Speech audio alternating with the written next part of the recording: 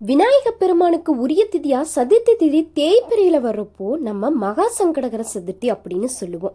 இப்படி நம்ம விநாயக பெருமான வழிபாடு செய்யறப்போ விநாயக பெருமானுக்கு அருகம்புல் மாலையை வாங்கி கொடுத்து வழிபாடு செய்வது ரொம்பவே சிறப்பு. வீட்டிலேயே வழிபாடு செய்யறவங்களா இருக்கும் பட்சத்துல அருகம்புல்ல வாங்கி வைத்து விநாயக பெருமானின் 108 போற்றிகளை சொல்லி அர்ச்சனை செய்தும் நம்ம வழிபாடு செய்யலாம். அவரை வழிபாடு செய்யறப்போ கண்டிப்பான முறையில நம்மளுடைய வேண்டுதல்களை நம்ம முன்வைப்போம். அப்படி வேண்டுதல்களை வைக்கும் பொழுது நம்ம என்னென்ன விஷயங்களை செய்யணும் அப்படின்னா, குன்றின் மணி அப்படின்ற ஒரு பொருளை நம்ம வாங்கணும். இது நாட்டு மருந்து கடையில கிடைக்கும். பொதுவாத்தமான விநாயகரை கண் என்றுதான் சொல்லுவோம். இப்படி விநாயகரின் கண்ணான இருக்கக்கூடிய இந்த குன்றின்மணியை நம்ம கையில வைத்துக்கொண்டு நம்மளுடைய பொருளாதார தொடர்பான பிரச்சனைகளோ தோஷங்களோ சங்கடங்களோ தீரணும் அப்படின்னு வேண்டினோம் அப்படின்னா விநாயகர் பெருமானின் கடக்கன் பார்வை நம்மீதப்பட்டு நம்மளுடைய வேண்டுதல்கள் நிறைவேறும் அப்படின்றதுல எந்த விதமான ஆச்சரியமே கிடையாது. கையில் வைத்து வழிபாடு செய்துவிட்டு அந்த குன்றின்மணியை அப்படி